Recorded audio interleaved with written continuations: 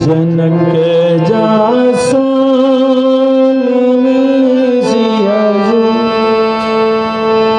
बोल श्री किशोरी जी महारानी की जय।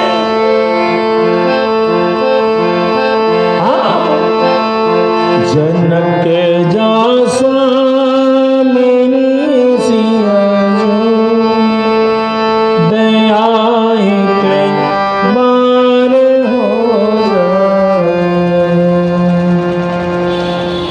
रघुनंदन के कृपा प्राप्ति के लिए सबसे आवश्यक विधान यह है, मोक्ष की प्राप्ति के लिए, परम धाम की प्राप्ति के लिए कि श्री किशोरी जी श्री सीता महारानी से जानकी जी मैथिली महारानी की कृपा जरूर होनी चाहिए। आइए श्री किशोरी जी के श्री चरणों में निवेदन करते हुए हम सभी अपने उद्धार के लिए भगवान श्री राम का प्यार हमें मिले उसके लिए प्रार्थना करें। जनक जासो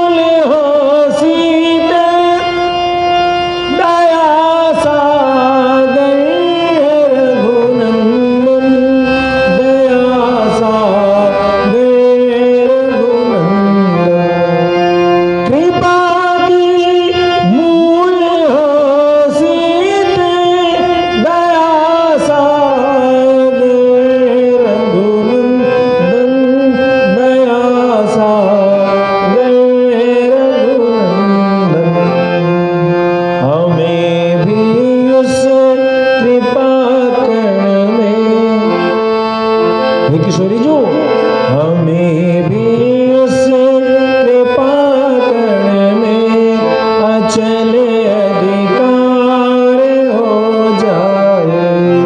जनक जासो दया एक बार हो जाए।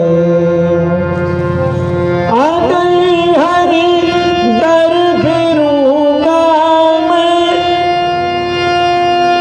हे किशोरी जी, यदि ये तुम्हारा दास, तुम्हारे चरणों का दास हर दर में भटकेगा तो क्या होगा, लोग क्या कहेंगे। आ गई हरि दर फिरूंगा मैं, तुम्हारी ही हंसी होगी, तुम्हारी ही हंसी होगी। भाव समझे।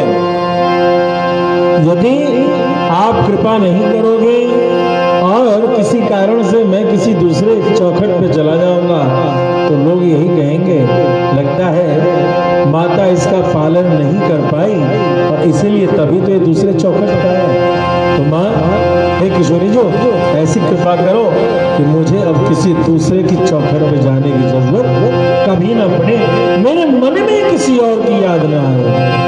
आ गई दर फिरूंगा मैं, तुम्हारी ही हंसी होगी, तुम्हारी ही हंसी होगी। हमारा देखा दास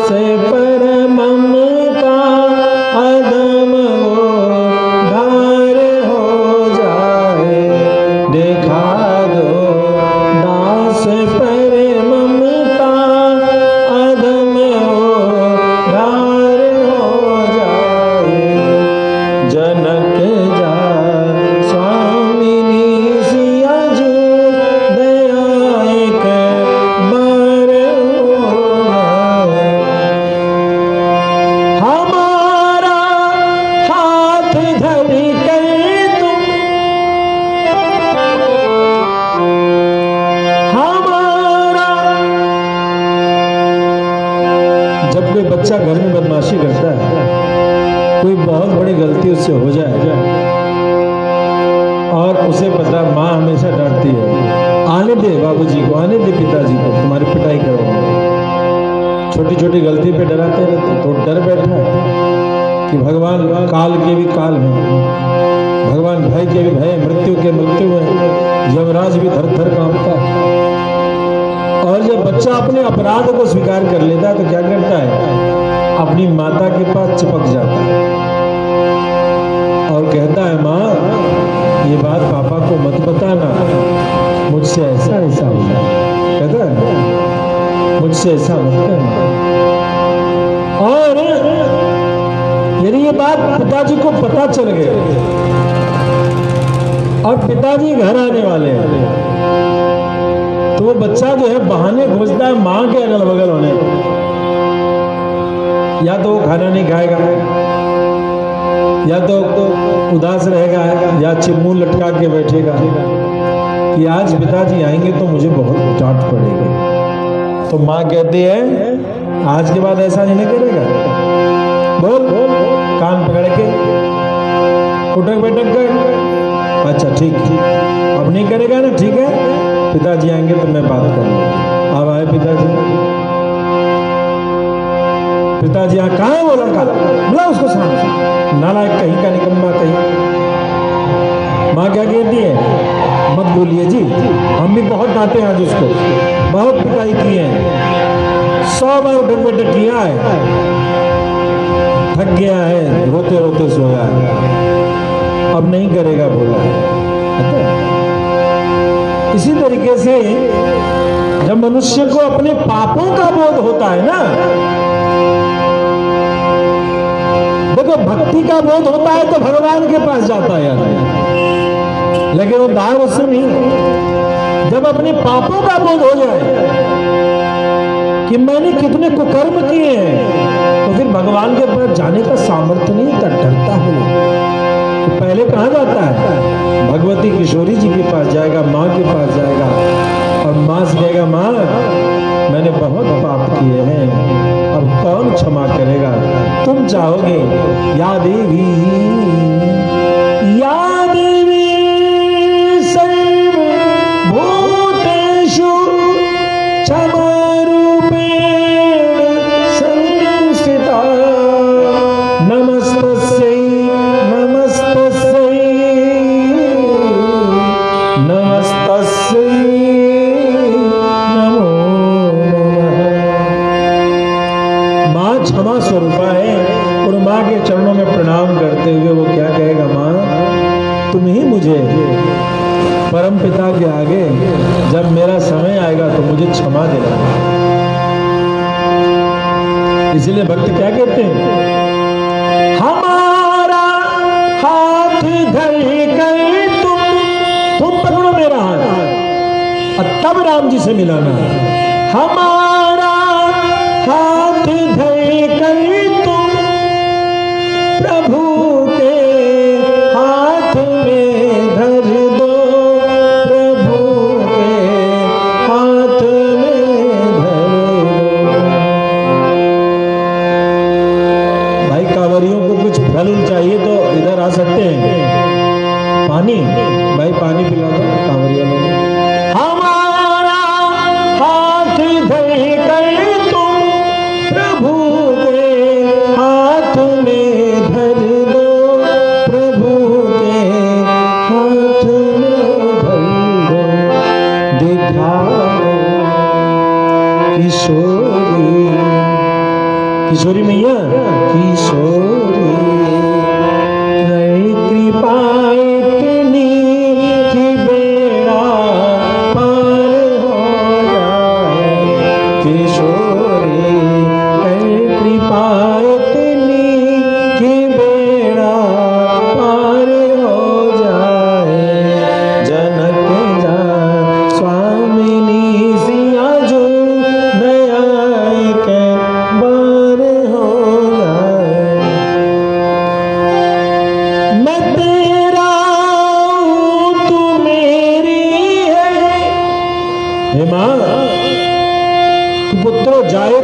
भी कुमाता न भवती। इस संसार में कुपुत्र तो होते हैं मगर कुमाता नहीं होती। मैं तेरा हूँ तू मेरी है, कभी टूटे नहीं नाता, कभी टूटे नहीं नाता।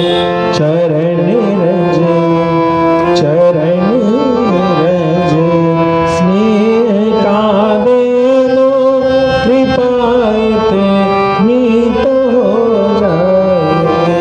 जनक जा स्वामिनी सिया जो, दयाई के बार हो जाए। अधम इस दास की अर्जी, जरा स्वीकार हो जाए।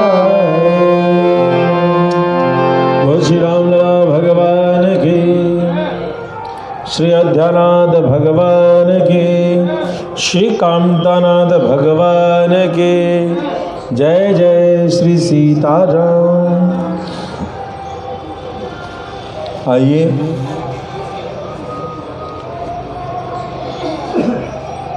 हम सभी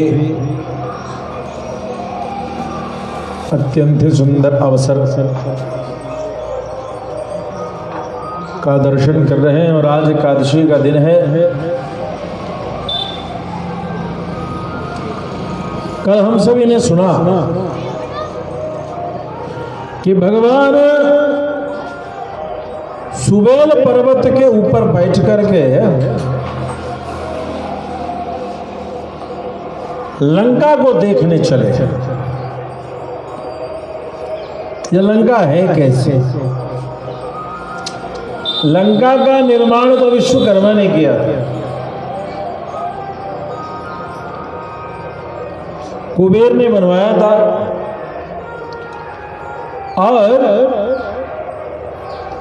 स्थिति ऐसी हुई कि लंका के चक्कर में दो भाइयों का झगड़ा हो गया। घर ऐसा मत बनाओ कि जिसमें भाइयों का झगड़ा बन जाए। कुबेर बेचारा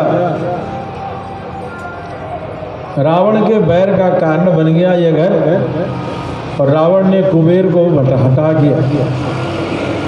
इस तरीके की विजय की प्राप्ति आदि की है। खैर,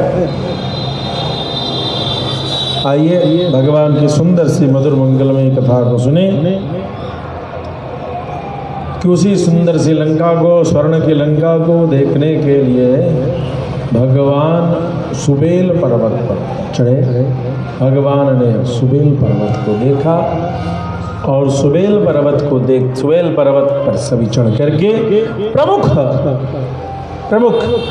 लोग ऊपर चढ़ रहे हैं, बाकी सभी लोग नीचे छावनी में यथास्थान बैठे हुए हैं और वहां बैठ करके भगवान उस नगरी को देख रहे हैं। सब जगह की सुंदरता का वर्णन किया। लखनलाल जी से कह रहे हैं कि देखो ये कितना सुंदर नगर है जिसमें यह रावण रहता है, और आदि उसके जो परकोटे हैं, जो महल हैं, जो रावण के बैठने का स्थान है, इन सबों की प्रशंसा भगवान अपने मुखारविंद से स्वयं करते हैं। प्रशंसा करते हुए ही भगवान देखते हैं कि उस नगर के गोपुर के छत पर रावण बैठा है, और रावण को श्वेत छत्र जो है उसको प्राप्त है। कुछ लोग उसको चंवर डुला रहे हैं, दास दासियां उसके सेवा में उपस्थित हैं। लाल रंग का चंदन उसने लगा रखा है और लाल रंग के सुंदर आभूषणों से उसकी भुजा आदि सब एक से एक हार और बाजूबंद उसने धारण कर रखा है। रावण देखने में कैसा है? तो काला है। प्रेम से भक्तवत्सल भगवान की, रावण काला है और उसके अनुसार से रावण सजा हुआ है, खूब सुंदर। उसके छाती में ऐरावत हाथी का जो दांत धंसा था युद्ध में, उस दांत के धंसने के निशान भी उसके छाती में उपस्थित है। और ऐसे सुंदर श्रृंगार के साथ वह उपस्थित है। प्रभु श्री राम ने कहा, सुग्रीव देखो ये वही रावण है। सुग्रीव ये वही रावण है जिसके लिए आज हम लोगों को यहाँ आना पड़ा। अब सुग्रीव की नजर जैसे रावण पे पड़ी, सुग्रीव देखना क्या है साहब, देखते ही सुग्रीव उछल गए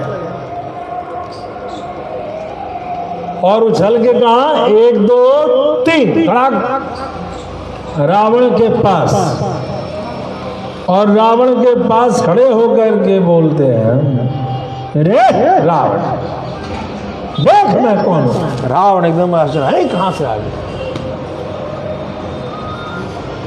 लंकेश लोकनाथस्य रामस्य सखा दासोस्मि राक्षस, पहचान ले मुझे। अब रावण सामने बैठा सिंहासन पे डोल गया, अचानक कहां से आ गया? मैं राम का सखा और राम का दास हूं। नमया मुझ से तुम पार्थिवस्य तेजसा। अरे सुन सुन, आज तेरे मेरे से तू बचेगा नहीं। और दिया धड़ाक एक थप्पड़। दोनों में मल्लयुद्ध जबरदस्त होने लगा। रावण कभी सुग्रीव को दबाता, कभी सुग्रीव रावण को दबाते, और इस प्रकार से बढ़िया उठा पटक किया। रावण ने खूब बढ़िया उठा पटक किया। सुग्रीव ने खूब धोबिया पटाक दिया। कहते हैं ठेठ में मिजाज सीधा कर दिया। 2-4 पटाखा ऐसा लगाया कि रावण को समझ में आ गया कि बैर किन लोगों के साथ होने वाला है। और युद्ध में थोड़ा थका करके फिर उछल करके सुग्रीव जो है सो अपने पास चले आए। इस बात से भगवान श्री राम प्रसन्न नहीं हुए। बोले, मित्र मुझसे मंत्रणा किए बिना, विचार किए बिना आप चले गए, यह ठीक नहीं है।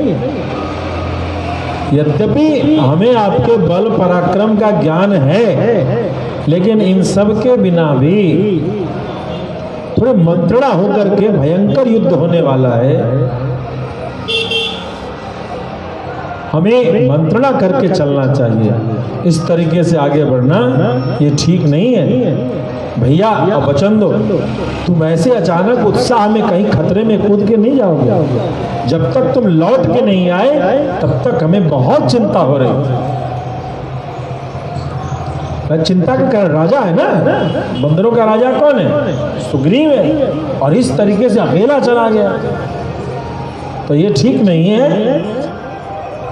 सुग्रीव ने बोला कि भैया मुझे तो पता है प्रभु कि मुझे अपने बल पराक्रम के ज्ञान होने के कारण ही मैं गया था, लेकिन आगे से चलिए मंत्रणा करके ही हम चले।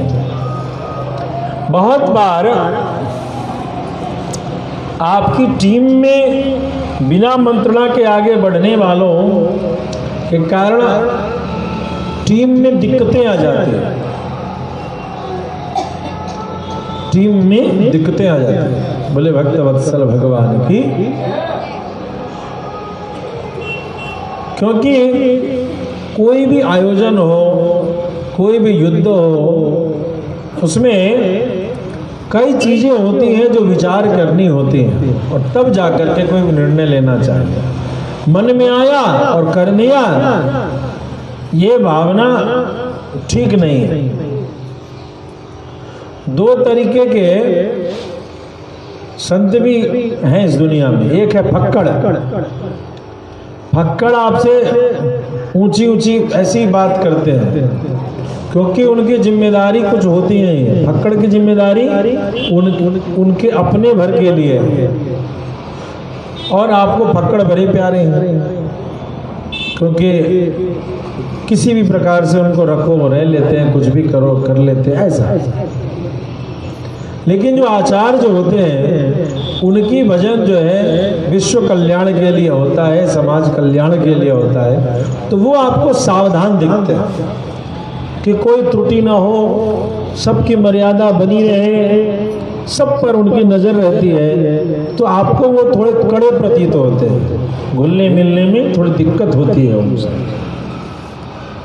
जबकि दोनों का प्रेम में अंतर है, एक प्रेम है अपने भर का व्यक्तिगत प्रेम और एक का प्रेम है धार्मिक प्रेम, दोनों में अंतर है। ठीक इसी प्रकार से युद्ध में भी भगवान श्री राम ने जो टोका है यह प्रशासनिक प्रेम है, कर्तव्य का प्रेम है कि तुम्हें कुछ हो जाता है, अब तुम यदि एक तो सीता फंसी है जिसके कारण हम लोग परेशान हैं कि किधर से क्या करें, और इसके कारण आप दूसरे तुम भी फंस जाते तो और कितना बड़ा बात होता।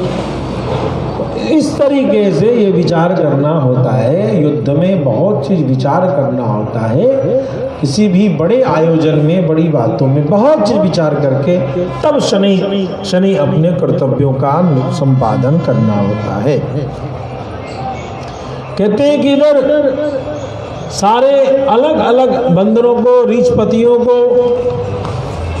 नियुक्तिकरण चल रहा है और सब लोगों को समझाया जा रहा है। धीरे धीरे भगवान श्री राम उस पर्वत से नीचे उतरते हैं और पर्वत से नीचे उतर करके उन्होंने सेना को मार्गदर्शन देना प्रारंभ किया। उत्तर द्वार पर रावण को देखने के लिए कि रावण का जो उत्तर द्वार है सबसे कठिन द्वार है, इस पर मैं राम लक्ष्मण के साथ उपस्थित रहूंगा। उस पर दूसरा कोई भी रावण के दर्प को, रावण के अट्टहास को, रावण के उस पराक्रम के आगे टिक नहीं पाएगा। इसलिए भगवान श्री राम लखन लाल जी के साथ उत्तर द्वार पर उपस्थित है। इधर जो नील है, मेंढ हैं, द्विविद हैं, वो लंका के पूर्व द्वार पर उपस्थित है। अंगद जी को दक्षिण द्वार दे दिया गया है और हनुमान पश्चिम द्वार पर उपस्थित है। इस प्रकार से उत्तर पश्चिम भाग में वायव्य कोण से जो प्रवेश करना है लंका में, इस जगह सुग्रीव आदि है। कहते हैं एक एक करोड़ बंदरों की नियुक्ति चारों द्वार पर हो गई है। कितने? एक एक करोड़ बंदर आ चुके हैं। इतने बंदर जो हैं चारों तरफ उपस्थित हैं और इस तरीके से इन बंदरों के उठापटक से, आने जाने से ऐसा लग रहा था कि हर जगह जो है पूरा का पूरा बंदर ही बंदर उड़ रहे हैं। भाई ये बंदर कोई चल के ही थोड़े जा रहे हैं, भैया तुम लोग पूरब द्वार पे जाओ। तो कुछ लोग तो चल के जा रहे हैं, कुछ लोग फ्लाइट मोड में जा रहे हैं, उड़ के जा रहे हैं आकाश से अपने अपने पोस्ट पर। जय श्री राम, जय श्री राम। तो इस तरीके से सब लोग चलते चले जा रहे हैं। भगवान श्री राम जो है उन्होंने सोचा कि अब युद्ध करने से पहले एक बार जो है सो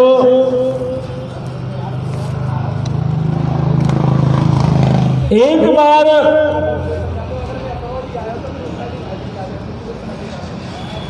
एक दूत भेजा जाए तो विभीषण से विचार करके, क्योंकि अब युद्ध होगा तो युद्ध में बहुत खतरा होता है, कई लोगों का वध हो जाता है।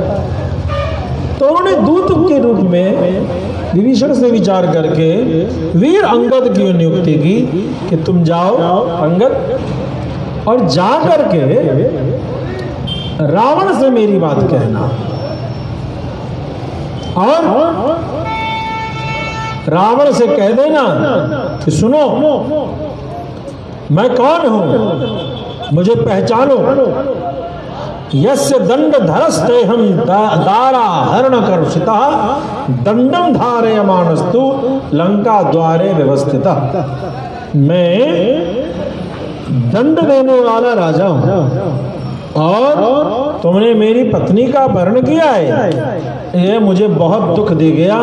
इस कारण से तुम्हें दंड देने के लिए मैं लंका के द्वार पर खड़ा हूं। बोले भक्तवत्सल भगवान की। भगवान कह रहे कि तुमने देवताओं को, यक्षों को, गंधर्वों को, सबको बहुत पीड़ा दिया है, ये सभी तुमसे दुखी हैं,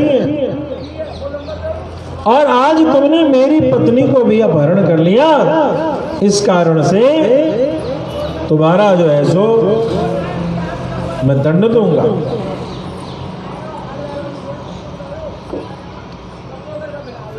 तुम अपने आप को बचाओ।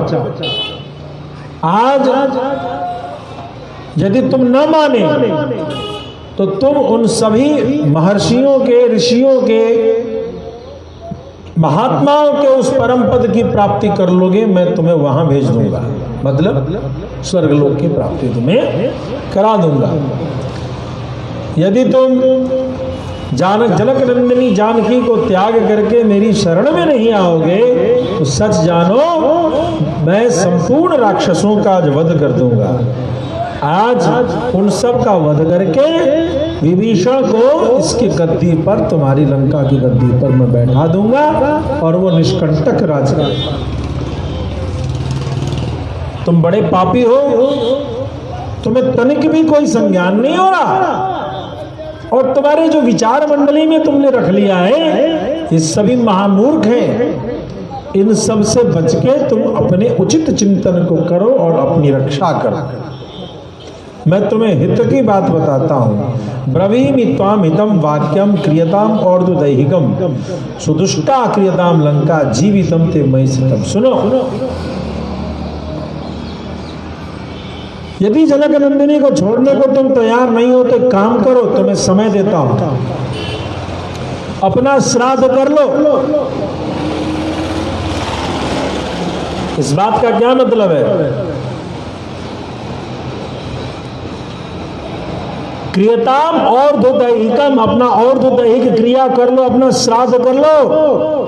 श्राद्ध करके तब युद्ध करने आओ। सुदुष्टा क्रियताम लंका, लंका को जी भर के देख लो। सुदृष्टा, बढ़िया से देख लो अपनी इस नगरी को। जीवितम ते मयि स्थितम, क्योंकि तुम्हारा जीवन अब मेरे अधीन हो चुका है। अपना श्राद्ध करके आओ का क्या मतलब है? इसका मतलब यह है कि तुम्हें जल तिल देने वाला अब बचेगा नहीं। तुम्हारा तो जो हो रहा हो गई। ये तुम्हारे जो मूर्ख लोग हैं जो तुम्हारी साथ दे रहे, 1 लाख पुत्र 1.25 लाख नाती, इन सब को खत्म कर दूंगा मैं। फिर तेरे मरने के बाद तेरा श्राद्ध कौन करेगा? वो भी मुझे अपने बजट से करवाना पड़ेगा। उन्हें भक्तवत्सल भगवान की, भगवान को बड़ी चिंता है कि वो भी मुझे अपनी बजट से ही करना पड़ेगा। इसीलिए दुष्टों को ये भगवान कह रहे हैं तुम अपनी सारी क्रिया कर लो, तो वो भी हम ही से कराओगे। क्या भगवान ने ऐसा पहले किया कि नहीं किया? कबंध का, विराध का, इन सबको ऐसे ही किया है भगवान ने। आज भी करना पड़ता है। तो इस प्रकार से भगवान की लीला की कथा हम सभी सुन रहे हैं। तो भगवान कह रहे हैं कि तुम ऐसा करो, और इतना कह के अंगद को कहा जाओ यही सूचना दे देना। अब अंगद तो तुरंत कूदा और कूद गद के रावण के राजमहल में रावण के पास पहुंच गया। बोलो भक्तवत्सल भगवान की। अंगद जी पहुंच गए और अंगद जी क्या कहते हैं? दूतो हमको सलेन्द्रस्य रामस्याक्लिष्ट कर्मण बालिपुत्रो गदो नाम यदि ते श्रोत्रमागतः। सुनो, मैं कौशलेंद्र राम का दूत हूं जो हंसते हंसते बहुत बड़े बड़े कामों को कर लेते हैं। राम से आकृष्ट कर्मण, सहजता के साथ कठिन से कठिन कामों को करने वाले राम का मैं दूत हूं। मैं दूत बन के आया हूं। मैं योद्धा नहीं हूं, अभी युद्ध प्रारंभ नहीं हुआ है, शांति दूत हूं। मैं बाली पुत्र अंगद हूं। संभव है तुमने मेरा नाम सुना होगा। हनुमान जी क्या कह रहे हैं? रावण, संभव है तुमने मेरा नाम जरूर सुना होगा। इस तरीके से क्यों, बाप का नाम सुना तो बेटे का नाम नहीं सुना। कहता है कि बाली से मेरी मित्रता है, उठा के पटक दिया था बाली तो मित्र बना लिया।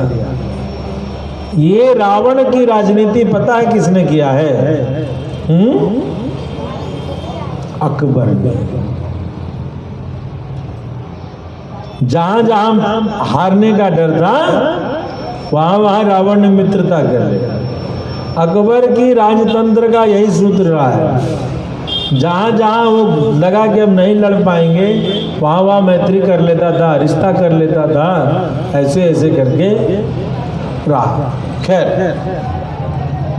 अकबर को आप पढ़िए, देखिए कहीं मिलेगा जिन कई राज्यों में उसने विवाह किया है, संबंध बनाया है। विवाह मतलब क्या? संबंध बनाना, संधि करना, समझौता करना। अपने निवास में कई पत्नियों को रखता था और यहाँ कहते हैं कि अकबर जैसा राजा ही नहीं हुआ। सही बात है, रावण जैसा राजा भी नहीं हुआ और अकबर जैसा राजा भी नहीं है। इस तरीके की बात। ये मूर्ख लोग राम राज्य को नहीं पढ़ते क्योंकि इनकी समझ में ही नहीं आती है। बोले भक्तवत्सल भगवान की। अब पहुंच गए, कहा कि मेरा नाम तो तुमने सुना होगा। प्रभु श्री राम ने तुम्हारे लिए एक संदेशा भेजा है कि दुष्ट रावण, निष्पत्त प्रयुद्धस्व निशंस पुरुषो भव। अरे मर्द बनो, पुरुषो भव, पुरुष बनो, पुरुष। तो क्यों पुरुष बाबा? तू बार बार प्रमदावन में क्या जाता है? अशोक वाटिका जिसमें सिर्फ स्त्रियां ही रहती है, तू वहां जाकर के जनक नंदिनी को बहुत सुनाता है ना।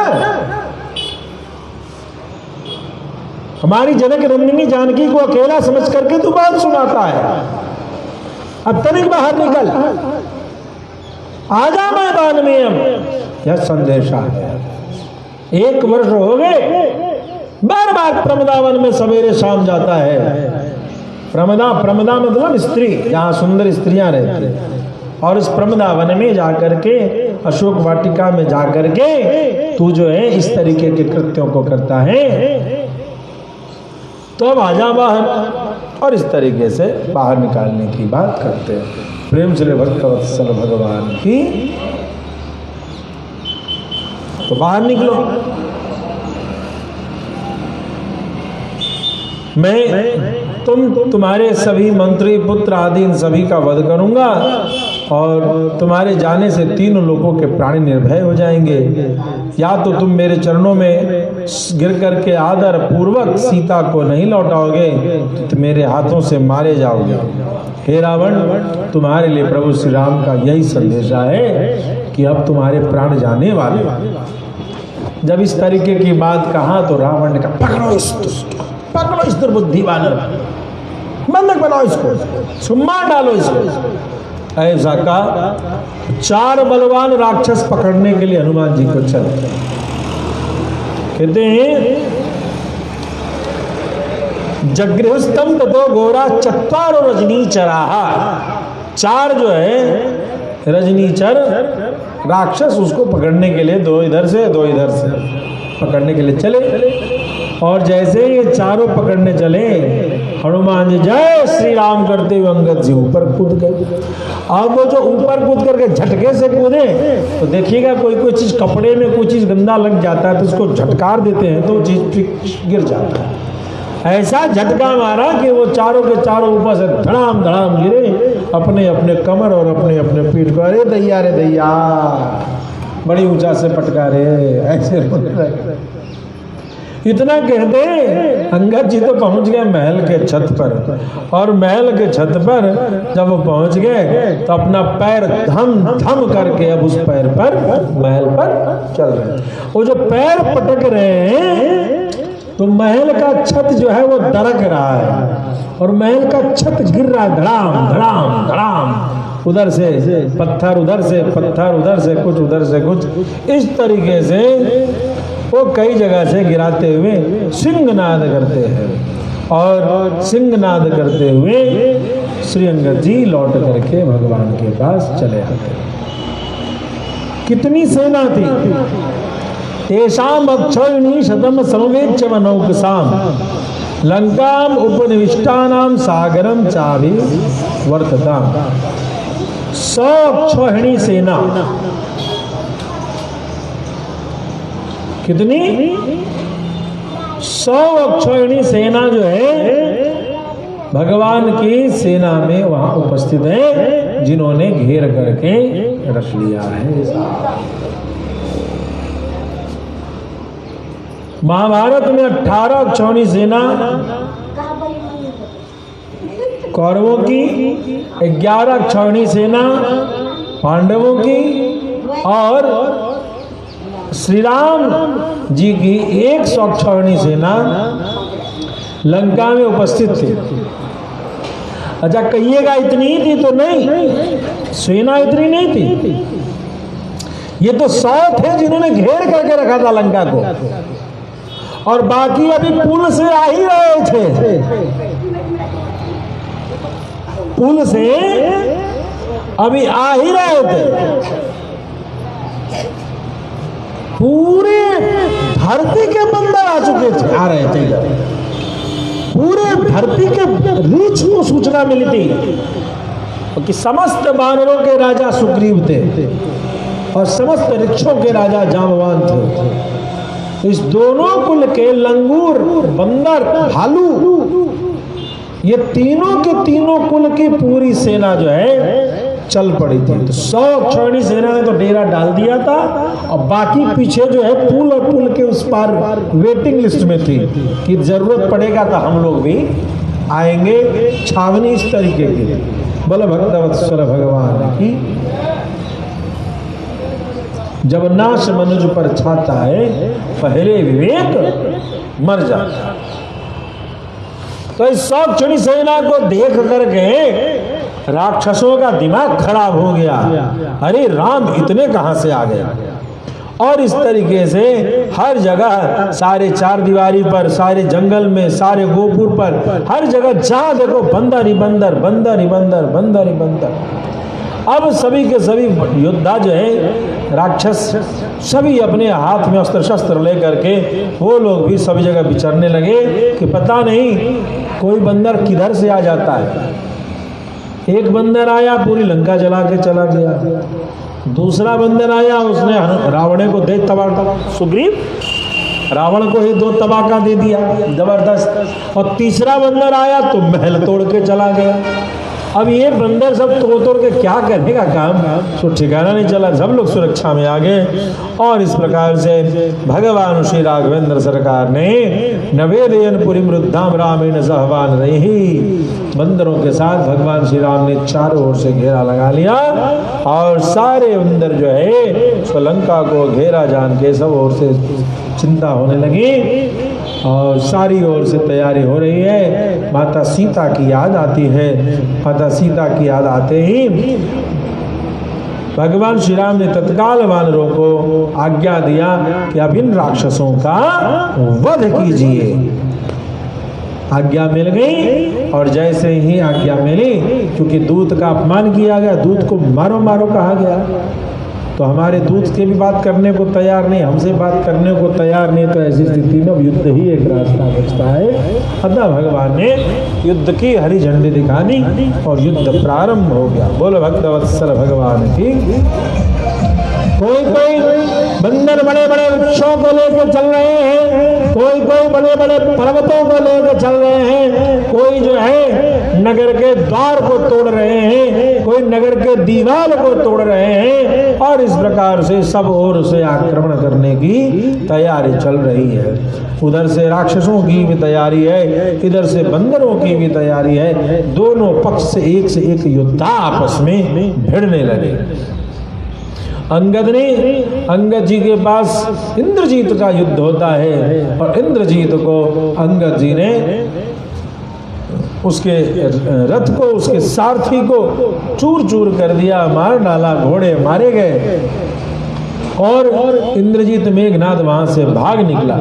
संपाति ने प्रजंग को मारा, हनुमान जी ने जाम्बवाली को मारा है, और सुग्रीव ने सप्तपर्ण नामक एक वृक्ष से प्रघस नाम के राक्षस को मारा, लक्ष्मण जी ने विरूपाक्ष को मारा, और इस प्रकार से सभी एक दूसरे को मार रहे हैं। सूर्यास्त हो गया, सूरज की बेला हो गई। सामान्य रूप से सूर्यास्त जब होता है तो युद्ध को विराम होता है, मगर ये तो राक्षसों की सेना थी। राक्षस की सेना तो रात्रि की ही प्रतीक्षा कर रहे थे कि रात्रि में ये बलवान हो जाते हैं।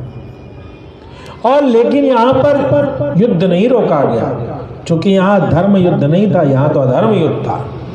राक्षसों की ओर से अधर्म युद्ध था, और इस तरीके से युद्ध रात्रि में सूर्यास्त के बाद भी चालू रहा। अब राक्षस बड़े बलवान हो गए। राक्षसों ने अपने बल का प्रयोग करते हुए युद्ध को और द्रुत गति प्रदान कर दिया। बंदरों को मार मार के खाने लगे। बंदर भी राक्षसों को मार रहे थे। जब निशा काल आ गई, जब रात्रि आ गई, तो क्या हुआ? जब रात्रि आई,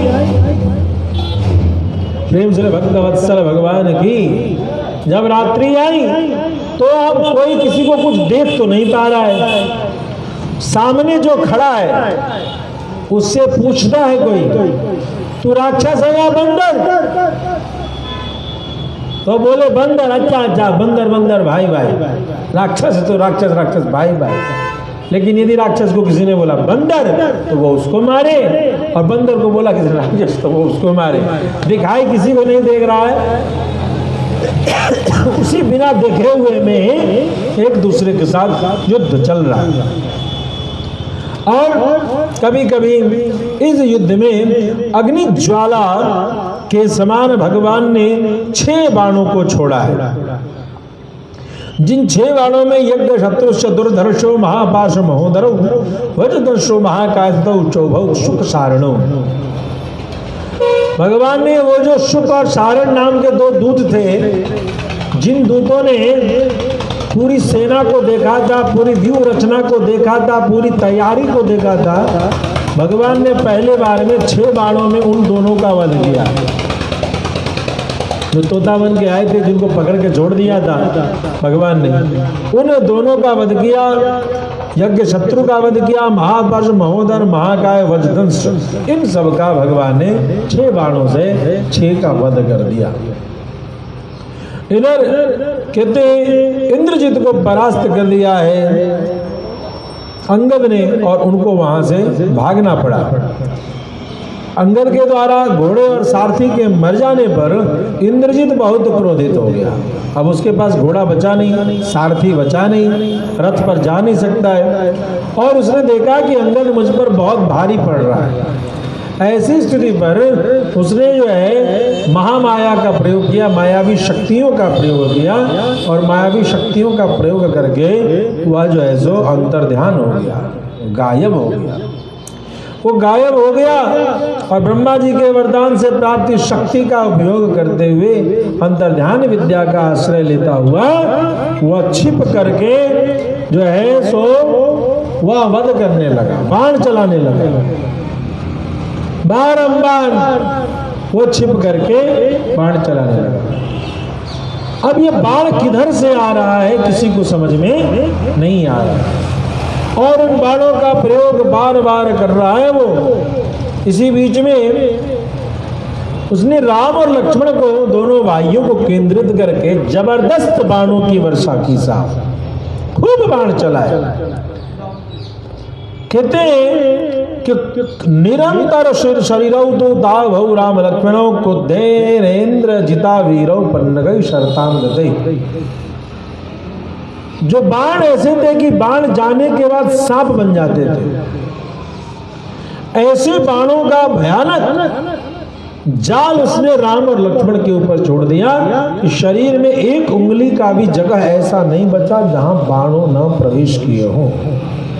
बाणों से पूरे राम और लक्ष्मण को बींध के रख दिया। और इन सब में के कारण हर छिद्र से यहाँ तक कि उंगली के पोरों में भी गिन करके उसने बाण मारे, पैरों की उंगलियों में भी मारे। इतने बाण मारे कि भगवान श्री राम और लखन लाल जी दोनों के आंखें भी नहीं खुल रही है, शरीर से खून टप टप टप टप करके गिर रहा है। इतनी भयानक स्थिति है।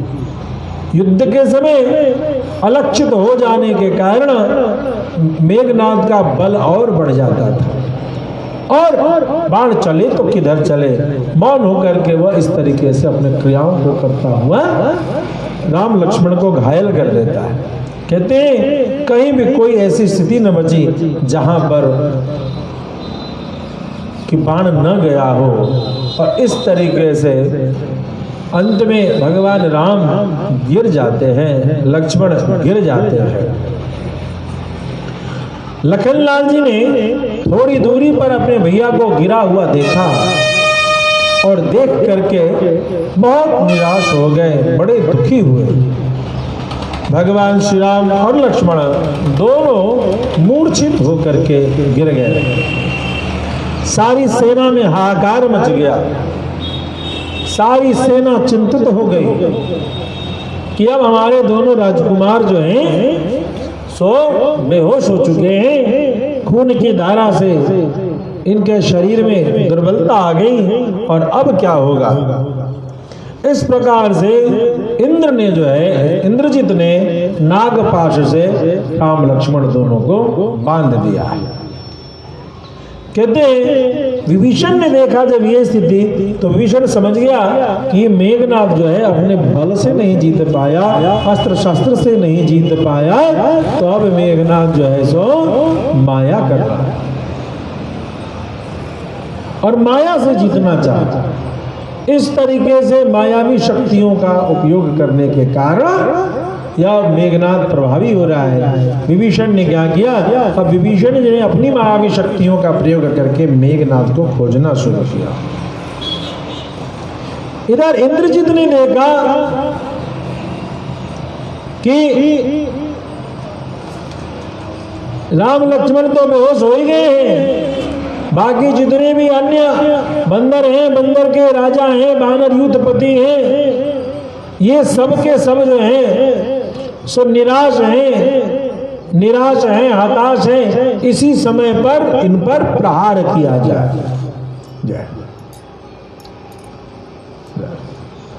तो उन पर प्रहार कर करके उनको जो है सो परेशान करने लगे।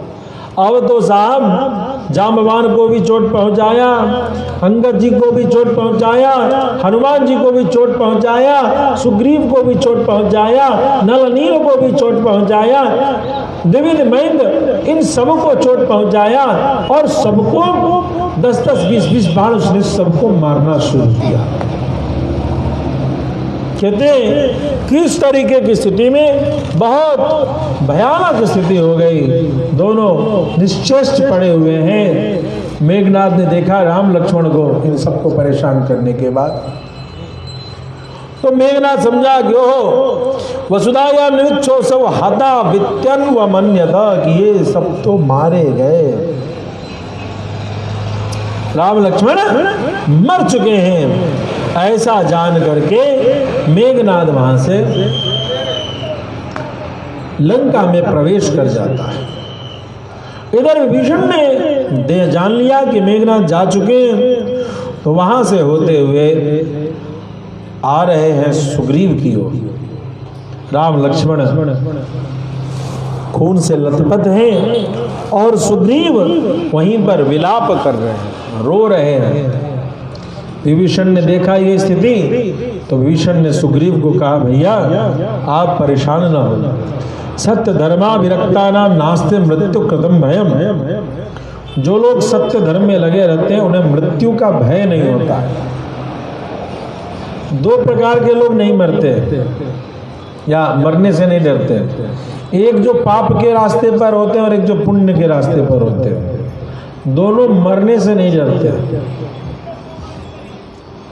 जो विशुद्ध, जो पूर्ण रूप से भगवान को समर्पित है, उसको मृत्यु से, उसको जस अपजस से, इन सब चीजों का उसको भय कम रहता है। और पापी को भी इन सब चीज़ों का भय किसको रहता है? जो बीच में रहता है, थोड़ा सा पाप भी करता है, थोड़ा सा पुण्य भी करता है। पुण्य करता है तो कहता है हमने किया, और पाप करता है तो कहता है क्या कहते हैं महाराज जी, घर परिवार कैसे चलेगा, झूठ नहीं बोलेंगे तो घर चलेगा, बताइए आप ही। एक व्यास जी आए थे, कहते कसम खाओ आज के बाद झूठ नहीं बोलेंगे, ऐसे चलेगा? यानी झूठ बोलेंगे तो कहेंगे मजबूर होके बोल रहे, और सच बोलेंगे तो कहेंगे हमने बोला है।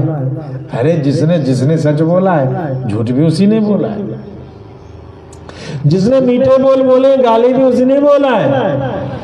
या तो मीठे बोलों से भी रिश्ता छोड़ दो कि भगवत कृपा से मैंने दान किया, भगवत कृपा से मैंने धर्म किया, भगवत कृपा से मैंने सेवा की।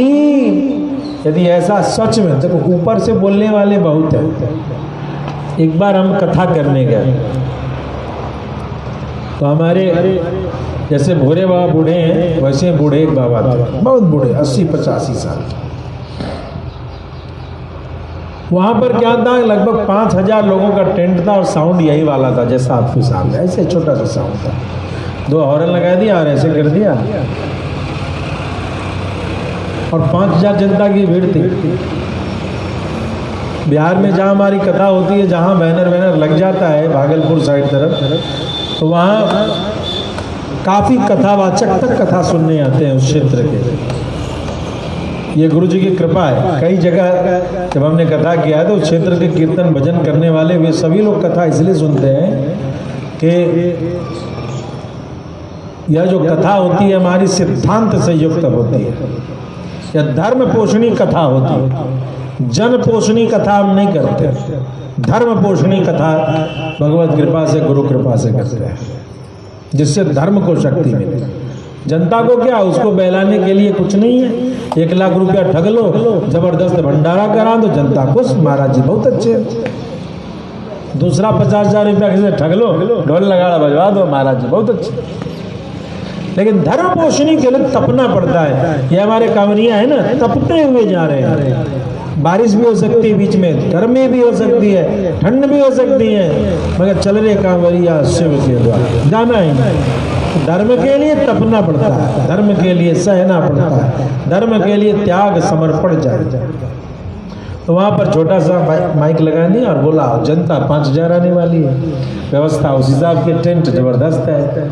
हमने बोला बाबा साउंड आदि बढ़वाओ, तुमने तो बोलना था छोटा सा आयोजन माइक फोन पर, और यहाँ तुमने बहुत बड़ा आयोजन रखा है। तो महाराज जी आपको मने से ना कथा करना है, हम लोग मन से कथा करेंगे। हम समझे ही बाबा, समझेंगे नहीं, इनको कंजूसी, इनके माथे पर पिशाच सवार है। हाँ, कंजूस लोग महात्माओं को ज्ञान ज़्यादा देते हैं। तो हमने बोला ठीक है। हम चुप हो गए 5 मिनट। जब हम चुप हो गए तो बोलते आप कुछ बोल नहीं रहे। हमने मन से बोल रहे, तुम मन से सुनो।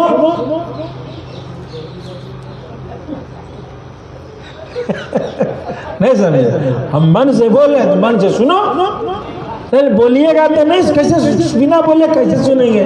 अरे इसी बोलने के लिए ना कह रहे हैं कि अच्छा साउंड लगाना पड़ेगा, कि बोलेंगे अच्छा सुनाई देगा तो लोग सुनेगा। और नहीं, मन वाली बात तो अभी नहीं सुन पा रहे हो। और फिर गांव के युवक लोग ने संभाला और सब कुछ अच्छा हुआ। तो ये वाली बातें हैं। तो ये मन का जो मैटर है, बिना इंद्रियों का मन आलसी लगाता है। ध्यान दीजिएगा, यदि कोई आदमी कर्म न कर रहा हो और मन की बात कर रहा हो तो वो महाआलसी है, जो अधर्म का रूप है।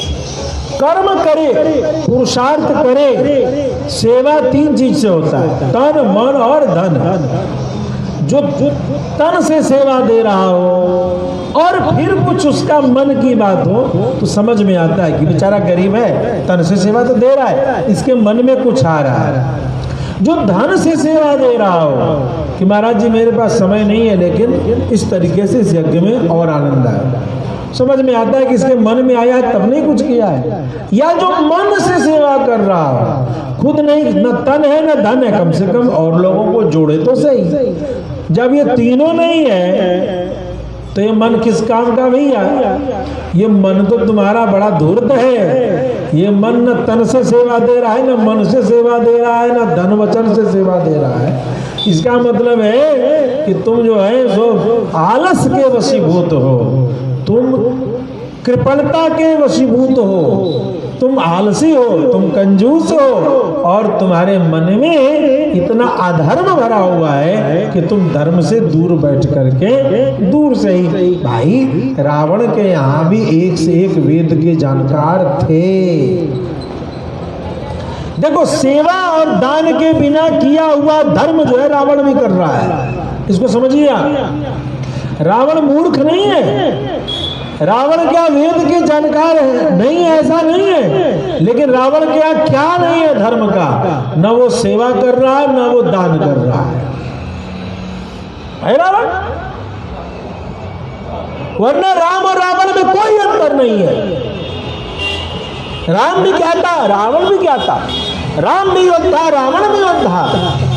राम में भी राजनीति आती है, रावण को भी राजनीति आती है। ऐसे पूरे त्रिलोक की हिलती थी उससे। वो भी अद्भुत प्रवक्ता, ये भी अद्भुत प्रवक्ता। अंतर क्या था? उसने धर्म को दो चीज धर्म में नहीं किया विशेष रूप से। रावण ने किसी की सेवा नहीं की, रावण ने किसी को दान नहीं दिया। इधर धर्म के सारे स्वरूप होते हुए, धर्म का जो कहते हैं ना, स्त्री का सब कुछ सुंदर है, सारा श्रृंगार है, लेकिन नाक का जो टॉप्स है, क्या उसको कहते हैं, नथिया। स्त्री का जो नथिया है, जब तक नथिया नहीं है तो सब आदमी देख रहा है, कंगना देख रहा है सब, लेकिन उसने नाक में नथिया पहन लिया, फिर कोई हाथ के कंगन को नहीं देखता, आंख नाक ही पर जाता है। आप लोग देखते हैं ना बहुओं को, यदि उसने यहाँ पहन लिया तो नाके पर आके जाएगा। तो पैर में कितना पायल है कोई मतलब नहीं, हाथ में क्या कोई, तो बाद में सेकंड में जाएगा। ठीक इसी प्रकार समझ लीजिए, धर्म की नाक की जो है वो सेवा है, वो दान है। यदि ये तो नहीं है तो आपका धर्म जो है, आप रावण के तरीके से तपस्या कर रहे हैं, आप रावण के तरीके से शास्त्रों को पढ़ रहे हैं। क्योंकि जब ये तो नहीं है तो धर्म लंगड़ा है, धर्म लूल्हा है, या कहिए धर्म में अधर्म की सुगंध है। प्रेम से भक्त वत्सल भगवान की। तो इस तरीके से समझा रहे हैं कि देखिए, सत्य धर्मी जो है, ध्यान देंगे, और मरने से डरता कौन है? हमको बुरा भला कहेगा, इससे डरता कौन है? तो ये बीच वाले जो जब अपने मतलब पे आते हैं तो अधर्म करते हैं, और जब ऊपर वाले का सोटा लगता है तो धर्म करते हैं। जब डर आता है तो धर्म करते हैं, और जब निडर होते हैं तो अधर्म करते हैं।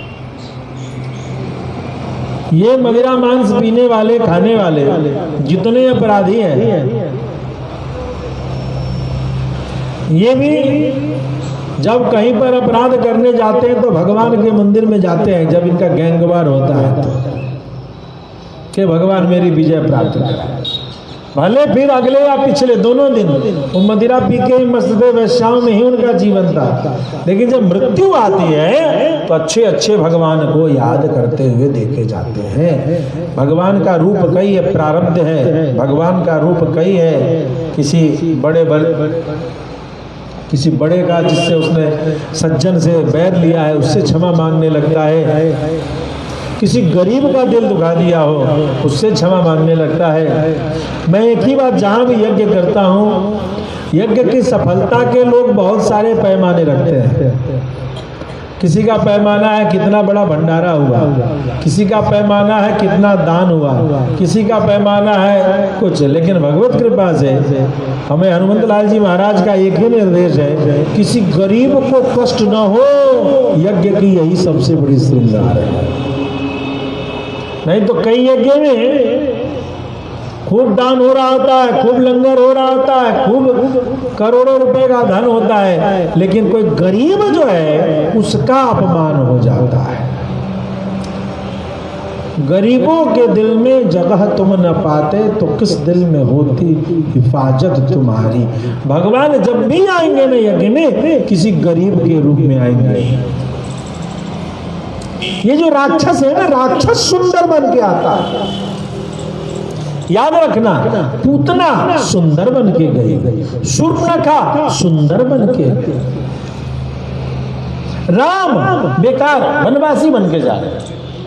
राम क्या बन के जा रहे हैं? वनवासी बन के जा रहे हैं। कृष्ण क्या बन के जा रहे हैं? दूत बन के जा रहे हैं। हनुमान क्या बन के जा रहे हैं? दूत बन के जा रहे हैं। अंगद क्या बन के जा रहे हैं? दूत बन के जा रहे हैं।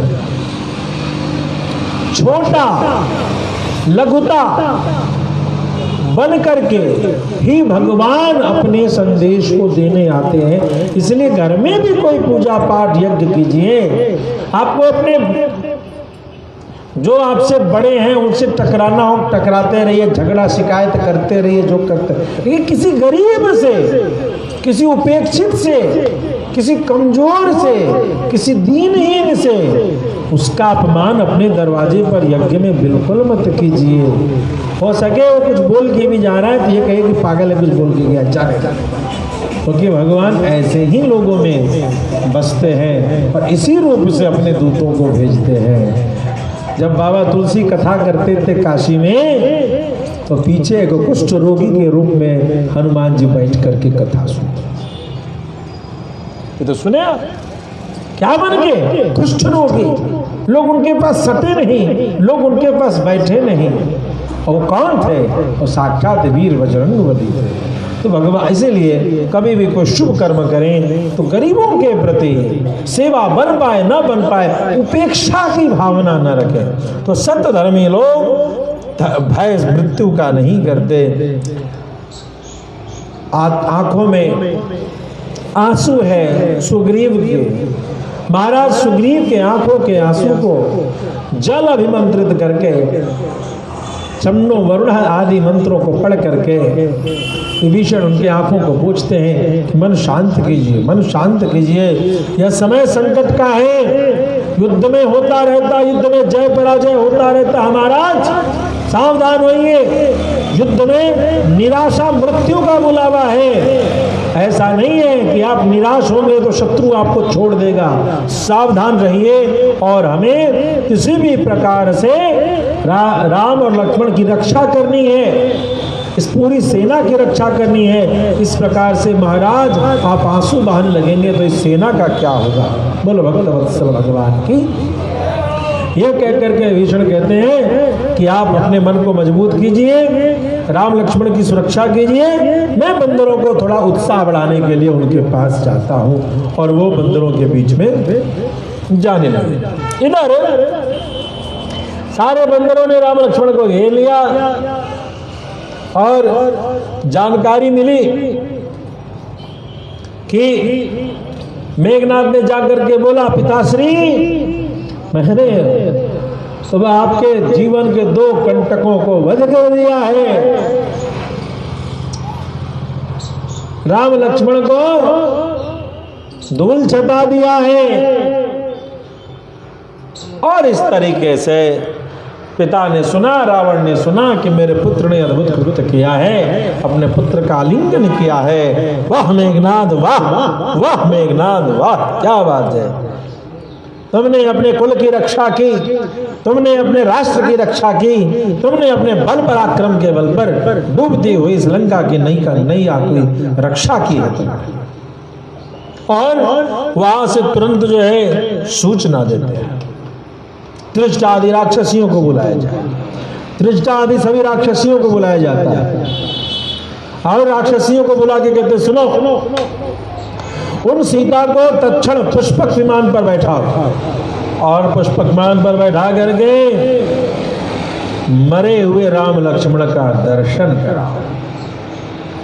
जब दर्शन कर लेंगी अब युद्ध के मैदान में, तब वो सीता मेरी हो जाएगी, फिर उसके जीवन का आश्रय खत्म हो जाएगा। इस प्रकार से राक्षस राज रावण ने लंका में सभी जगह ढोल पिटवा दिया।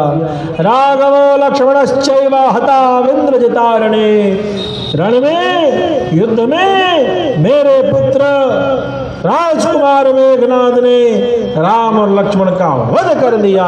पूरी लंका में डिगडिग्गी बजवा दी कि राम लक्ष्मण का वध कर दिया, राम लक्ष्मण का वध कर दिया, राम लक्ष्मण का वध कर दिया। डिगडिग्गी बज रही है। माता जानकी पूछ रहे हैं ये क्या घोषणा हो रही है। त्रिजटा आदि सभी राक्षसियां पहुंचती हैं, कहती हैं देवी सूचना प्राप्त हुई है कि मेघनाद ने तुम्हारे पति राम और देवर लक्ष्मण का वध कर दिया और तुम्हें उन दोनों के शव को दिखाने के लिए लंका अधिपति रावण ने पुष्पक विमान में जाने को कहा है। यदि तुम चाहो तो चलो। तो इतना कहते हुए पुष्पक विमान पे माता जानकी को बैठाते हैं और माता जानकी को बैठा करके त्रिजटा आदि प्रमुख राक्षसियां उनको लेकर के चलती है। पुष्पक विमान ऊपर है, ऊपर से राम लक्ष्मण का दर्शन हो रहा है। राम लक्ष्मण वीर शैया शर शैया पर और उनके शरीर के रोम रोम से खून की धारा टप टप टप टप चू रही है। आज लंका की भूमि राम लक्ष्मण के खून की धारा से लाल हो रही है। माता जानकी ने देखा तो रोने लगे। हाय, जो ज्योतिष थे मेरे जनकपुर में, उन ज्योतिषों ने मुझे कहा था उचुर लाक्षणिका ये मां पुत्रिण्या अविदवेति च तेद सर्वे हते रामे ज्ञानिनो अमृतवादिना। आज वे सभी झूठे हो गए। उन सब ने कहा था तू कभी विधवा नहीं होगी। उन्होंने कहा था मैं पुत्रवती होंगी। मुझे मेरे आज पति चले गए हैं, न मुझे पुत्र ही प्राप्त हुआ और न मुझे पति ही प्राप्त हुआ। क्या वे आज सारे ज्योतिष झूठे हो गए? और सभी ज्योतिषों ने कहा था कि मैं हर जगह पर कई यज्ञों को करूंगी। आज मैंने पति के बिना अब मैं कौन सा यज्ञ कर पाऊंगी? मुझे यज्ञों को करने का अवसर कहाँ प्राप्त हो पाएगा? हाय, मैं अभागन रह गई। हाय, ये सारे ज्योतिष झूठे हो गए। मैं कहाँ जाऊं? मेरे शरीर में यहां पर अद्भुत वर्णन किया है। माता जानकी ने अपने शरीर के समस्त शुभ लक्षणों का वर्णन किया है। उन्हीं लक्षणों को शुभ मानना चाहिए। चेहरा जो है किसी हीरोइन जैसा हो वो बहू नहीं। चेहरा मत देखिए, पैर देखिए लड़कियों का, लक्षण शरीर का देखिए। और कहते हैं ना कि पहले लड़कियों के पैर देखे जाते थे, चेहरा नहीं देखा जाता था। अब लड़कियों का चेहरा दिखता है, अब मोहरा तो आने के बाद दिखता है। चेहरा मोहरा, चेहरा दिखता है अब बड़ा सुंदरता के साथ। हाँ, ये जो है मेरा बेटा के साथ फोटो बढ़िया आएगा, बस फोटो वो बढ़िया आता है, बाकी का ठिकाना तो ब्याह के बाद पता चलता है। फिर लड़का को कहते हैं ब्याह होने के बाद तुम्हारी बहू ने मेरे साथ, अरे मेरी बहू हम थोड़े खोजने गए थे, खोजने तुम्हें गई थी। तो माँ बाप क्या खोजते हैं?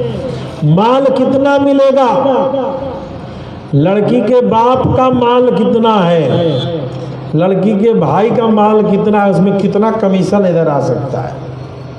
अच्छा, तो लड़की के परिवार वालों से चाहिए माल और लड़की का चाहिए खाल। चाल तो बाद में पता चलता है, जब लड़का के नाक में बैल के तरीके से नथ देती है लड़की आकर के। तो इसीलिए बहुत ही सुंदर लक्षण है जिनके वर्णन यहाँ पर किए गए हैं कि शरीर के अंग कैसे होने चाहिए। और उसमें से एक बहुत ही सुंदर एक छोटा सा एक लक्षण की चर्चा कि मम वर्णो मणिनिभो मधुन्यंकुरिहानि च, पैरों की 10 उंगलियां पृथ्वी से अच्छी तरह से सटी हुई हो। लड़की का जब देखने जाइए तो पैरों की 10 उंगलियां जमीन को सटी हुई हो, तो यह एक शुभ लक्षण है। बाकी और भी कई लक्षण बताए गए, लेकिन ये अंतिम में शुभ लक्षण, ये सारे सटे हुए हो और तलवा भी धरती से सटा हुआ हो, ये 12 हो। द्वादश भीर मामूचु शुभ लक्षणम, ये 12 लक्षण हैं। चेहरा देखिए ना देखिए, लड़की के पैर देखिए कि 10 उंगली और तलवा ये धरती में सटा हुआ है, तो वह लक्ष्मी भरी पूरी घर में आएगी। तो उसको ध्यान जरूर देना चाहिए। अस्तु है, और भी बहुत सारे लक्षण का वर्णन है। इन सभी चीजों को करते हुए कहते हैं, अरे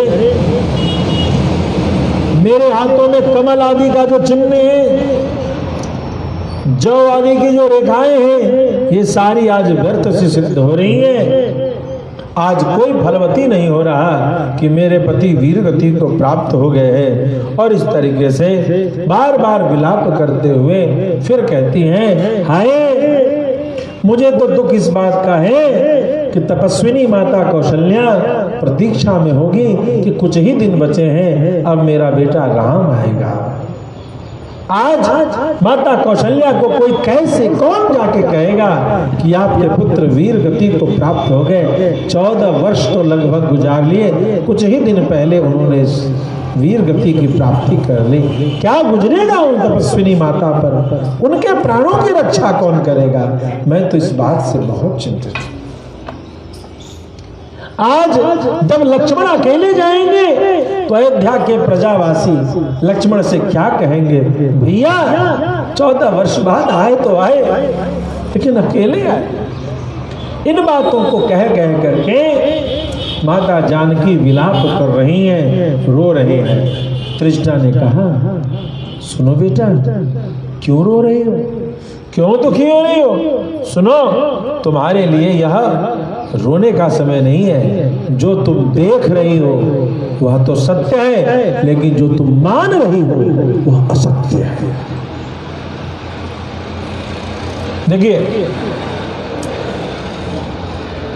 माता तृष्णा क्या कहती हैं, अनृक्तम नोक्त पूर्वम में न च वक्ष्यामि मैथिली चारित्र सुख शीलत्वात् प्रविष्टासि मनोमम। बेटा तुम अपने चरित्र से जानते हैं, एक वेश्या के सामने भी, एक वेश्या भी एक कुलीन स्त्री से पहले डाह करती है, घृणा करती है, लेकिन जब कुलीन स्त्री अपने धर्म की परीक्षा में टिकी रहती है तो फिर वो वैश्या भी उसका सम्मान करने लगती है। देवियां यदि अपने धर्म पर टिकी रहती तो राक्षसियां भी सम्मान करती हैं। तृष्णा क्या कह रही है कि देवी चारित्र सुखशीलत्वात्, तुम्हारे चरित्र, निर्मल चरित्र के कारण, तुम्हारे शीलता के कारण बड़ा सुख मिलता है। मन करता है बेटा तुमसे बात करते रहे। तू तो मेरे प्रविष्टासी मनोमम, तू मेरे मन में बैठ गई है। तू यहां से जाएगी भी ना तो भी तेरी माता तुझे याद करती रहेगी, तू मेरे मन में रहती है। सुनो, अनितम नोक्त पूर्वम, मैंने तुझसे कभी पहले झूठ नहीं बोला है, और न च वक्ष्यामि मैथिली, और न बाद में तुझसे झूठ बोलूंगी, और न भी बोल रही। मेरी बात सुन, तू जानती है तो किस पर आई है? ये पुष्पक विमान। इस पुष्पक विमान की एक महिमा है। इदम विमानम वैदेही पुष्पकम नाम नामता दिव्यम त्वाम धारयन्नेदम यद्येतो गत जीवितो। रावण ने गलती करती है, तुझे किसी और विमान से भेजता, किसी और तरीके से भेजता तो मैं मान जाती कि तू विधवा हो गई, लेकिन यह पुष्पक विमान है जो किसी विधवा को धारण नहीं करता। यह पुष्पक विमान है। जब पुष्पक विमान ने तुझे धारण कर लिया है देवी ना, तो ये पुष्पक विमान कह रहा है कि तेरा सौभाग्य अभी सुरक्षित है, तू अभी सदव है, तेरा पति अभी समाप्त नहीं हुआ है। सुनो, थोड़ा नीचे देखो, ध्यान से देखो। यदि ये दोनों राजकुमार मरे होते तो ये सारी सेना हताश बैठी होती, कोई हताश नहीं बैठा है, दोनों लेटे हुए हैं, खून की धारा गिर रही है, बाणों की सैया लगी हुई है, ये सारी बात ठीक है, लेकिन चारों ओर से ऐसा लगता है जैसे किसी धरोहर की रक्षा की जा रही है। ध्यान से देखो मैथिली, ये सभी लोग सावधान हैं, क्योंकि राजकुमार के जाते ही, राजा के जाते ही सारी प्रजा भाग जाती, सेना भाग जाती, निराश हो जाती, लेकिन यहाँ निराश नहीं है, सभी सावधान दिखते हैं। ऐसी स्थिति में ऐसा लगता है कि ये दोनों अचेत हुए हैं और इनकी सुरक्षा ये वानरी सेना कर रही है। देवी तू सधवा है, तेरा सुहाग सुरक्षित है, निश्चिंत रह और मंगल सोच। इस तरीके से उनको शांत कर। प्रेम से भक्तवत्सल भगवान की। कहते हैं भगवान श्री राम की आंखें खुली, लक्ष्मण जी को देखा है और लक्ष्मण जी के अचेत अवस्था को देख करके भगवान श्री राम बारंबार चर्चा करते हैं, उनकी प्रशंसा करते हैं। हे वीर लक्ष्मण, तुम एक बार में 500 बाण चलाने का सामर्थ्य रखने वाले आज कैसे वीर शैया पर लेटे हो? मैं कैसे जाऊंगा अकेले, मैं कैसे जाऊंगा? भैया सुग्रीव तुम चले जाओ, मैं सच कहता हूं तुम इसी मुहूर्त में चले जाओ, मैं अब नहीं जाऊंगा। मेरे कारण तुम अपनी पूरी सेना को आपदा में मत डालो। भैया तुमने मेरा बहुत उपकार किया, धन्यवाद धन्यवाद धन्यवाद। भैया विभीषण, मैं तुम्हें राजा ना बना सका, इस बात का दुख मुझे लगा रह जाएगा। और इस तरीके से विलाप कर बारंबार भगवान श्री राम सुग्रीव को समझा रहे हैं कि तुम यहां से लौट जाओ, लौट जाओ, लौट जाओ। सब लोग इनकी बातों को सुन करके रोने लगे। भाई कैसे अपने प्राण दुलारे राम लक्ष्मण को अकेला छोड़ करके बंदर लौटेंगे? सभी की आंखों से आंसू बह रही है, सभी चिंतित हैं। तभी अचानक कोलाहल आ गया, बंदरों में बहुत कोलाहल, भगदड़ सी मच गई। जब ये भगदड़ सी मची तो सबने, सबको देख करके सुग्रीव ने अंगद जी से कहा, अंगद ये कोलाहल किस बात की हो रही है? कुछ जानकारी मिली, ये विभीषण जो बंदरों में घूम रहे हैं तो सब लोग इनको मेघनाद समझ करके डर रहे हैं और डर करके सभी भाग रहे हैं कि अब राम लक्ष्मण को मार दिया, अब हमें भी मारेंगे। फिर जामवान ने जा करके सबको समझाया है कि रुकिए रुकिए रुकिए, ये अपने ही पक्ष के लोग हैं, ये विभीषण है, आधे आधे इस तरीके से उनको रोका जाता है। फिर भगवान श्री राम को लेकर के सुग्रीव के ससुर हैं सुषेण, सुषेण से चर्चा होती है कि सुषेण जी राम लक्ष्मण को स्वस्थ कैसे किया जाए। तो उन्होंने संपाति और पनस नामक वानरों को कहा कि इन दोनों को भेजा जाए क्षीर सागर के किनारे पर, चंद और द्रोण नामक 2 पर्वत हैं, वहां पर संजीव करणी और विशल्य करणी नामक 2 जड़ी बूटी हैं। यदि वो जड़ी बूटी यहाँ ला करके इनको पिलाया जाए तो अवश्यमेव जो है ये दोनों स्वस्थ हो जाएंगे। इस स्थिति में हनुमान को भेजा जाए और वहां से जड़ी बूटी लाई जाए। ये सब चर्चा चली रही थी कि जड़ी बूटी का रंग कैसा है, कहाँ मिलेगा, कौन लाएगा। कि तभी जो है तेज आंधी आने लगती है, भयानक तेज आंधी आती है, सारे बंदर फिर से घबरा जाते हैं। लेकिन तभी 2 घड़ी में ही वहां पर तेजस्वी दिव्य स्वरूप धारण करने वाले गरुड़ भगवान का दर्शन होता है। तो मुहूर्ता गरुड़म वैन तेयम महाबलम वानरा ददृशु सर्वे ज्वलंतमिव पावक। गरुड़ जी वहां जाते और गरुड़ जी ने आकर के भगवान का स्पर्श किया, भगवान का अभिनंदन किया, भगवान को निवेदन स्वीकार किया और तब भगवान श्री राम से कहा, हे काकुत्स्थ, मैं आपका प्रिय मित्र गरुड़ हूं, बाहर विचरने वाला आपका प्राण हूं। आप दोनों की सहायता के लिए मैं इस समय यहां पर आया हूं। ये जिस बंधन से मेघनाद ने आपको बांधा था, कोई भी देवता, कोई भी ऋषि, कोई भी यक्ष गंधर्व इस नागपाश से मुक्ति आपको नहीं दे सकता था। देवताओं की सभा में जब मेरे कान में ये बात पड़ी कि अब क्या होगा युद्ध में, और जैसे ही मेरे कानों में बात पड़ी है, मैं तत्क्षण आपकी सेवा में यहाँ उपस्थित हुआ और इस प्रकार से मैं यहाँ आकर के मैंने आपको नागपाश से मुक्त कर दिया। अब आपको सदा सावधान रहना चाहिए। ये राक्षस मायावी होते हैं और इस प्रकार से कई विद्याओं का, माया विद्याओं का बारंबार ये प्रयोग करते रहेंगे।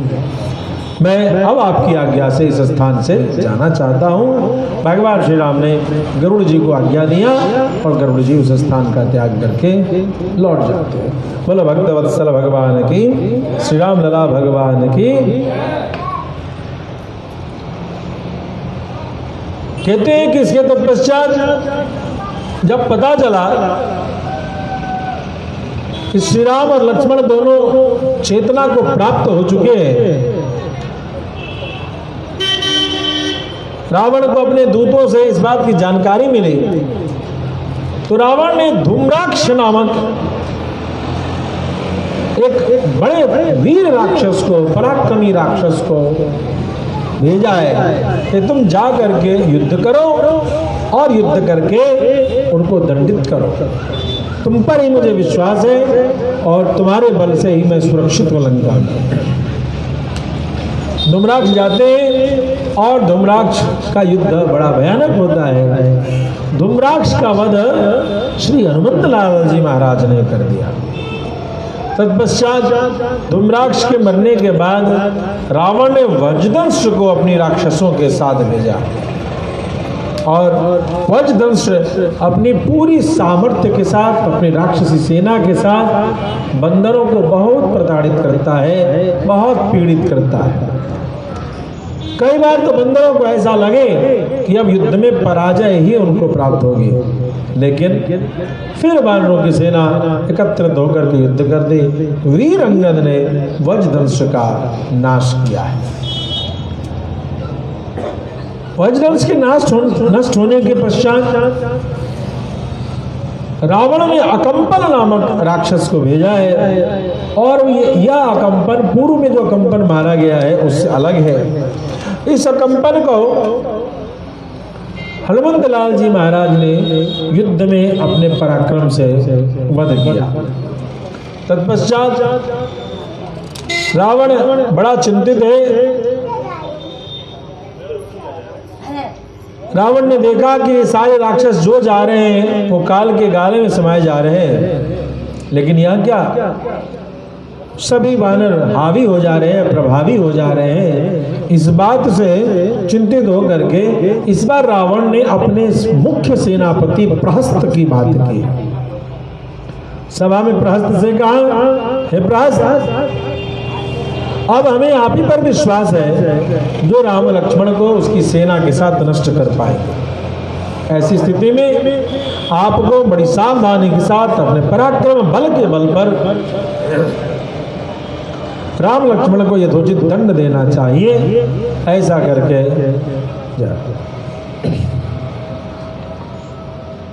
प्रहस्त को तैयार करते थे। प्रहस्त ने कहा, हे राजन, हम लोग जब मंत्रणा कर रहे थे तो किसी एक निश्चित निर्णय पर हम लोग नहीं पहुंच पाए थे। ध्यान देंगे, कई बार विचार जब होता है तो सारी पक्ष की बात रखी जाती है। सारी पक्ष के बाद एक जगह निर्णय होता है कि यह अच्छा है और उसको किया जाता है, लेकिन उसकी जगह में कई बार दूसरी लोग क्या करते हैं कि जब विचार करते हैं तो विचार करने के पश्चात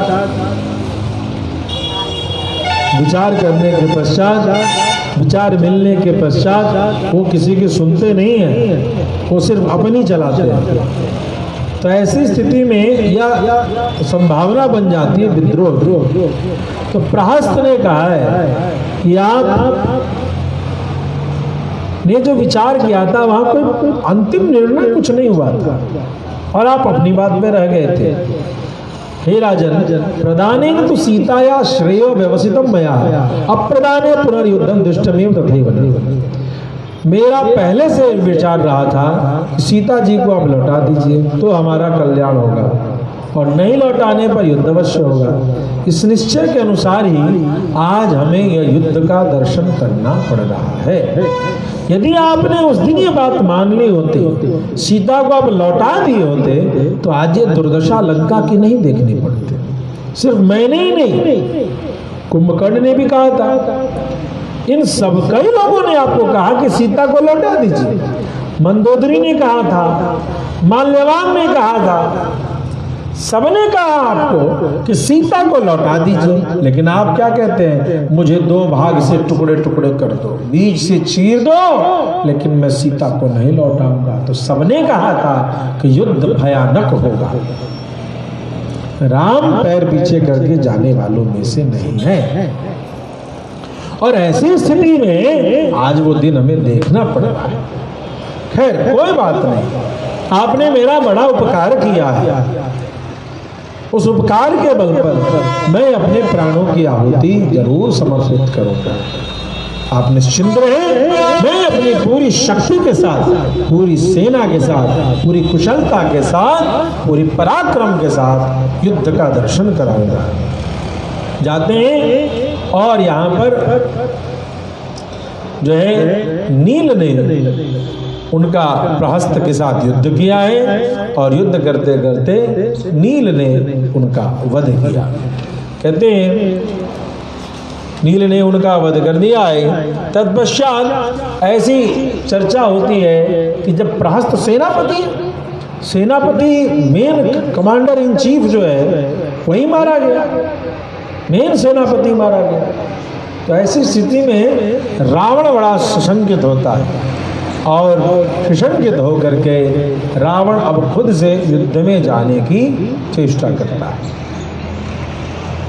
तो रावण के साथ और भी बहुत सारे योद्धा हैं, उनके साथ में अद्भुत रथ पर बैठा है और उस रथ पर बैठते हुए रावण के साथ जब पूरी सेना नगर द्वार से बाहर आ रही है तो भगवान श्री राम विभीषण से पूछते हैं, हे विभीषण अब कौन योद्धा आ रहा है, थोड़ा बताओ तो सही।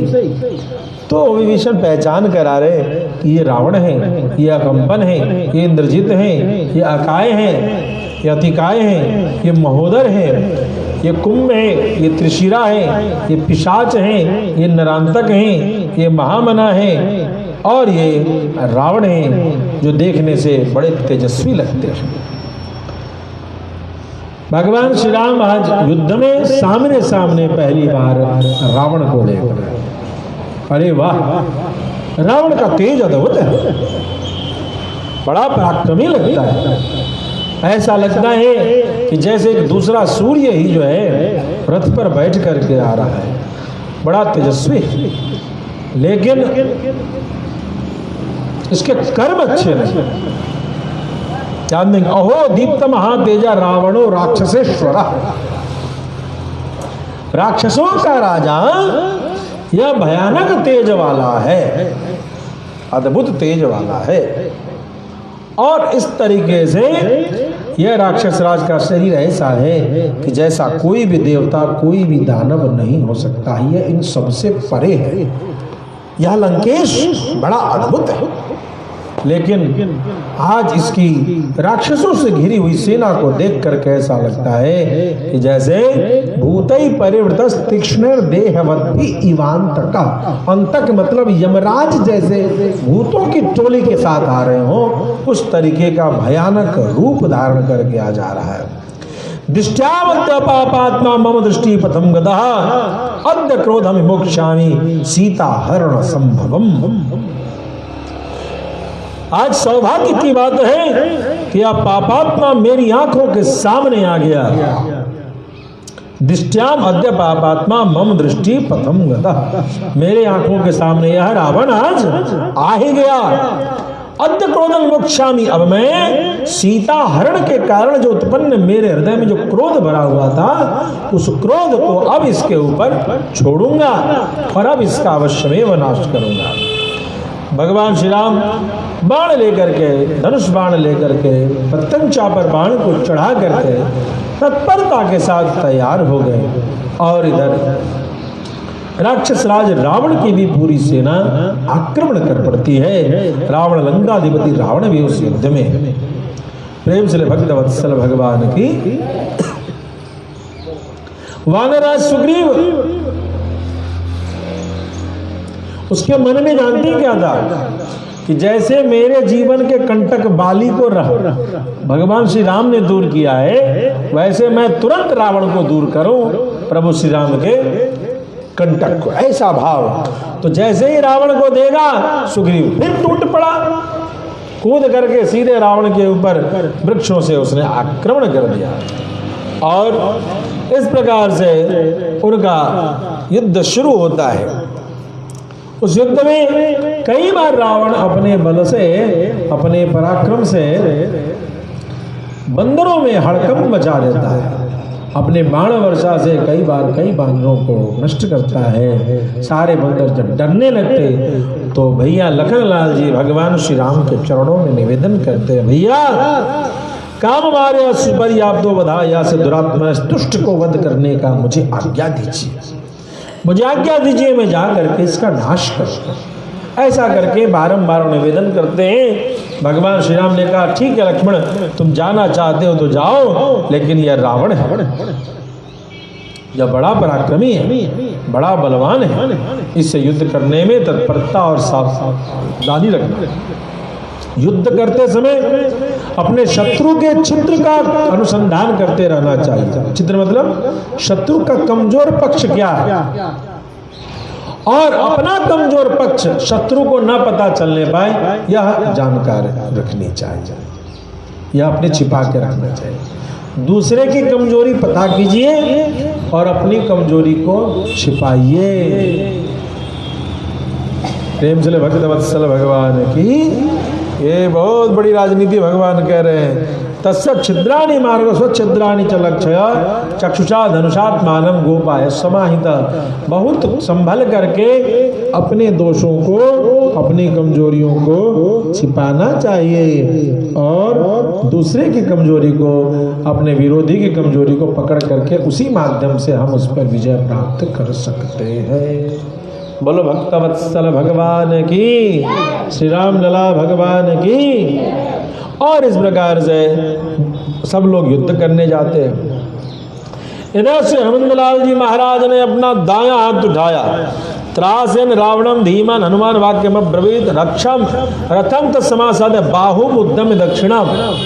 अपना दायां हाथ उठा करके रावण ने रुक जा तुझे बताता हूं। ऐसा करके हनुमान जी अपना दायां हाथ उठा करके आगे बढ़ करके कहते हैं, सुन, यह जो मेरा 5 उंगलियों वाला है, इसको जो तू देख रहा है, आज इसे ऐसा मारूंगा कि तेरा जो प्राण है ये पंचभूत के शरीर को छोड़ा देगा, ये मेरा 5 उंगली। ऐसा करके हनुमान जी उस पर आक्रमण कर देते। मैंने तेरे पुत्र को तो बहुत पहले ही मार दिया अक्षय कुमार, और अब तुझे मारूंगा। जैसे ही ये कहते हैं श्री हनुमंतलाल जी महाराज, रावण ने क्या किया कि हनुमान जी की छाती में ही एक जबरदस्त तमाचा मारा। इतना कस के प्रहार किया कि हनुमान जी एक बार चक्कर खा करके गिर गए। और तत्पश्चात जो है हनुमान जी जब उठते तो हनुमान जी ने भी उठ करके उसको एक थप्पड़ जबरदस्त मारा, जिसको खा करके रावण जो है अचेत होकर के गिरता। तत्पश्चात युद्ध में रावण की पूरी सेना के साथ युद्ध चल रहा है और रावण कहता है हनुमंतलाल जी को, वाह हनुमान, मान गया तुझे, तो बहुत बड़ा योद्धा है। साधु वानर वीर श्लाघनीयो सी मेरे वो, तुम्हारे जैसा आज तक कोई योद्धा देखने को नहीं मिला। तो हनुमान जी कहता, अरे नालायक, तू इतने में खुश हो गया, तू अभी जिंदा है? धिगस तुम वीर्य संयत्तम जीवसी रावण, मुझे धिक्कार है कि तू जिंदा रह गया मेरे मुक्के को देख करके। मेरे मुक्के के बाद तो तुझे मर जाना चाहिए, तू मरा नहीं। यह खेद का विषय है या प्रशंसा का विषय नहीं है, तुझे तो मेरे प्रहार से मर जाना चाहिए। इस प्रकार से युद्ध होता है और रावण ने हनुमान जी को बहुत प्रबलता के साथ मारा। कभी इस तरीके से रावण का युद्ध अब भगवान के सेना के साथ प्रारंभ हो चुका है। अब हम लोग आगे की कथा को कल हम लोग सुने कि रावण के साथ भालू की सेना का जो युद्ध होता है, किस प्रकार से रावण का वध होगा, इस कथा को कल हम सभी सुनेंगे। प्रेम से भक्त वत्सल भगवान की, श्री राम लला भगवान की जय जय।